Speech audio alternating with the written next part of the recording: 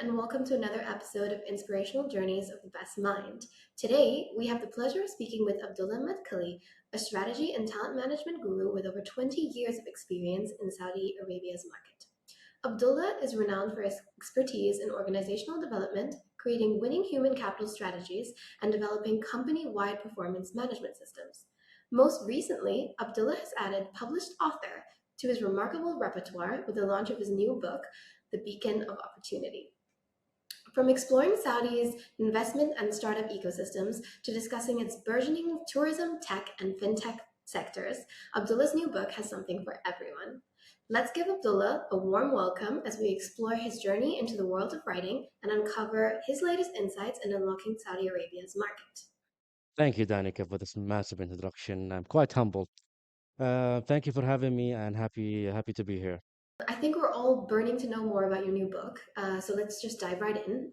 Maybe you could start by talking about your initial vision and inspiration behind the book, and maybe you could tell us whether your background and upbringing in Saudi Arabia influenced your writing. Well, Danica, based on my personal interactions and professional interactions with so many colleagues who really wanted to know more about Saudi, whether it's from a doing business perspective or from a cultural perspective, I really wanted to create a let's call it a one-stop shop guide for everyone who really wants to understand how the corporate world and the business world in Saudi is. The book itself really was aimed at foreign investors, entrepreneurs, professionals, and to be honest, anyone who really wants to know more about Saudi. My goal is to really offer valuable insights and guidance aiming to really give more information for those businesses aiming to really enter the market in Saudi or even expand in it. And to be honest, I got my hands on a lot of books that are discussing such topics, right? And what I've noticed is that it's let's call it the writers are non-local, right?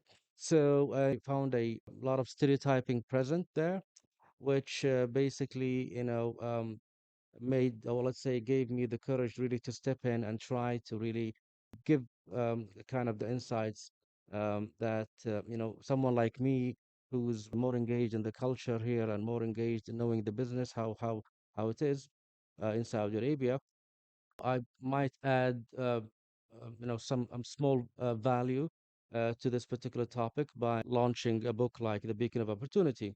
And with such goal in mind, actually, this particular concept really shaped my writing and all the aspects that I focused on in the book. Okay, well, that's super interesting. So during the writing process, maybe could you tell us what reader you had in mind? So basically, the readers that I'm trying to reach through this book are, in general, business professionals, whether it's be foreign investors, entrepreneurs, corporations, and to be honest, as mentioned earlier, anyone who is really interested in understanding, or let's say, diving in a little bit more and looking for more understanding about the Saudi business and how it is uh, to work or to invest in Saudi Arabia. So these are the main, let's say, targeted audience that I really want to reach through the book of the Beacon of Opportunity. Would you be able to maybe give us a little brief synopsis about the book or some small sneak peek? So the book provides an overview of the Saudi business ecosystem, and where there I try to really provide insights into the changing dynamics of the market under the goals of Vision 2030. Speaking of the reader, who do you think would actually gain the most value from reading your book? Specifically, the business professionals looking to enter or expand in the Saudi market will gain the most value. Now, the biggest value that I see here is that they will gain, a deeper understanding of the market dynamics, opportunities, and also how to deal with any kind of challenges that might arise during the process. Okay. Well, we all know that obviously there's a lot of investments going into Saudi Arabia at the moment with like Vision 2030, coming closer. How do you foresee the internal business ecosystem changing? Well, Danica, how I see it is the internal business ecosystem in Saudi Arabia will hit all the Vision 2030 targets and will change into, or let's say, towards a more diverse and innovative landscape with all the investment flowing in. As Saudi diversifies away from oil, where do you think the next biggest opportunity lies? Well, Saudi Arabia has endless opportunities. And in the book, I try to really to to cover as many aspects of opportunities as possible. However, what really see the biggest, let's say, positive investment and opportunities lies within the technology sector, tourism, healthcare, and renewable energy. Obviously, Saudi's transforming travel and tourism sector. What do you think about their investment projects such as Red Sea Global or the AMLA project? So these projects are, if I may say, are only few of many, if the expression is correct, and they are quite crucial for transforming the travel and tourism industry in Saudi Arabia through through attracting more international visitors in general. And how do you see the private and public sector collaborating to push forward the Vision 2030 goals? Generally speaking, the private and public sector can collaborate by allowing, or let's say, aligning their goals and efforts to towards achieving the goals of 2030 vision. And basically, and they can share resources and leverage each other's strength. And this is actually, if you noticed recently, it's quite evident. um, this is happening from the numerous partnerships that that it's announced every now and then between entities from those two sectors. And do you think there's anything that all the businesses should know prior to actually entering the Saudi market? Well, Danik, I can sum it up in four aspects basically, which is, they have to, businesses in general, they need to understand and get a, let's say, a grasp of the local culture, business practices in Saudi Arabia, regulations as well, and finally the competitive landscape before entering the Saudi market. Hmm. And so, speaking of entering the Saudi market, from a startup perspective, do you think there's anything? Do you think that Saudi Arabia offers a promising ecosystem for like business startups? Absolutely. I believe Saudi Arabia offers a promising business ecosystem for startups.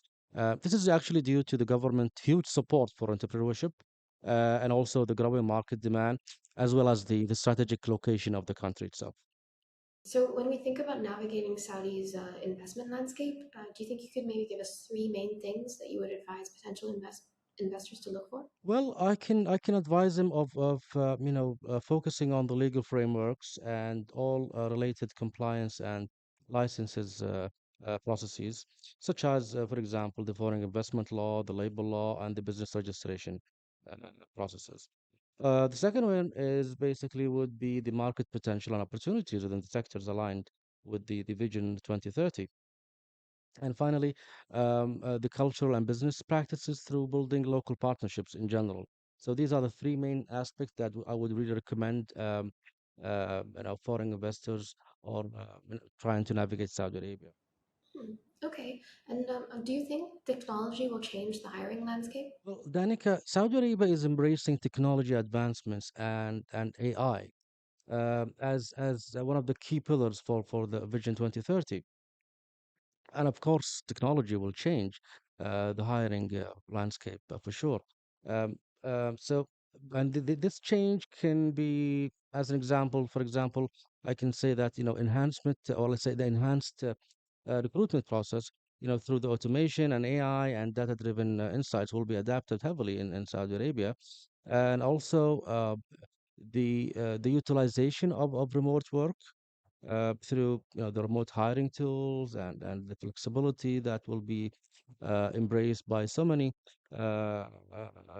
corporations and entities with their workforce. And of course, all these aspects will eventually have an impact on the skills development and training efforts through basically, as I mentioned, through the e-learning and upskilling, initiatives going throughout the country. So then going forward, what skills do you think businesses will look for most when hiring? Adaptability is one. Digital literacy, creativity, and problem solving. So these aspects are, in my opinion, are quite crucial. And the Saudi education system now is actually embracing these skill sets. I mean, speaking about obviously technology and the will to learn, how do you think that the workforce can prepare to remain competitive in the environment? Well, definitely they need to stay adaptable and learn new skills, and having I mean, a strong network also helps, and seeking mentorship as whenever possible. Throughout the podcast, you've mentioned several times about like, the importance of culture in Saudi Arabia. And obviously, in your book as well, you do touch upon certain misconceptions about doing business and working in Saudi Arabia. You seem really passionate in this area, and I was just wondering if you would be able to tell us a little bit more about that. So Danica, the book of Beacon of Opportunity is not just a guide talking about investments and opportunities. Actually, the main theme of the book basically is to really, uh, you know, uh, discuss certain misconceptions and really to dispel it, and to really show the reality. And I don't want to, go into details about it because it's the whole idea of the book. However, and I touch points like, the strict cultural norms, where there is a misconception that Saudi is strict, has strict cultural norms, where in reality is not the case. The limited opportunities for women. That's another misconception, which reality is entirely opposite. With I provide figures, I provide numbers, statistics, and also initiatives related to all of these aspects. And so basically, these are just two examples of the many points of misconceptions that I try to touch upon throughout the book. Well, thank you so much for elaborating, Abdullah. That was really insightful. I was wondering, how do you see the role of women actually developing in the workforce going forward? Well, Danica, when it comes to women and women in the workplace and women empowerment, we're not talking in the future, let's say future context anymore. We're talking about now about the present. So, the women are in the workplace, have occupied leadership positions, and we're giving huge entrepreneurship opportunities, and also in a more diverse workforce in Saudi Arabia aims to for more equality under the Vision 2030. Mhm. And would you give any advice to young women who are looking to enter the workforce right now? They have to be confident and seek mentorship opportunities and actively pursue opportunities for advancement. And so, with Saudi Arabia's transforming business landscape, is there any advice that you would give to like aspiring young corporate professionals who are looking to start their corporate careers? Well, definitely they need to stay adaptable and learn new skills, and having a strong network also helps, and seeking mentorship as whenever possible. Well, that's really good advice for everyone who's listening. Um, but let's talk about you for a second. So, you're obviously writing your first book. How did you find your author journey?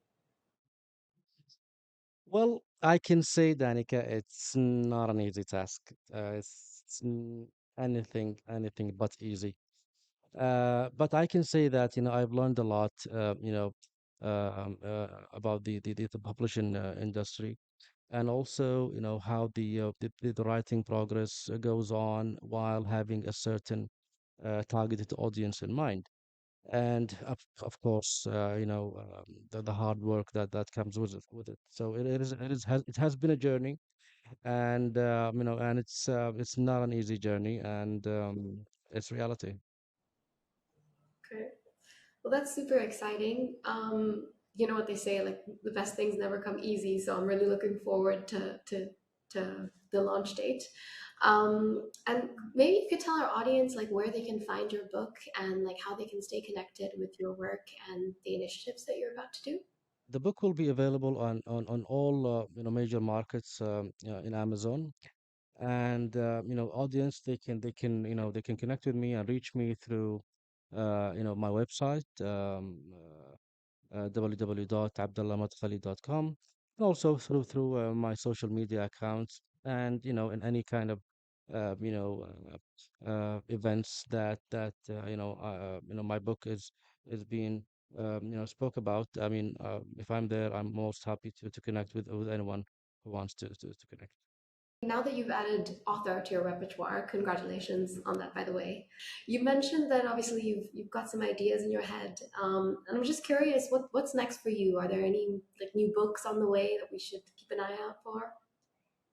Next, actually, I plan to continue, to continue writing and exploring new topics related to business culture, leadership, entrepreneurship. And to be honest, I have a couple of new book ideas in mind, and I'm quite focused on one topic that it's in the cooking phase, let's say, and hopefully something nice will come along very soon. I'd like to thank you so much for obviously coming on the podcast. It's really been a pleasure, and I wish you all the best with the big launch date. Thank you so much, Danica. I really enjoyed the episode, and thank you for having me, and wish you all the best. Thank you. It's been a pleasure.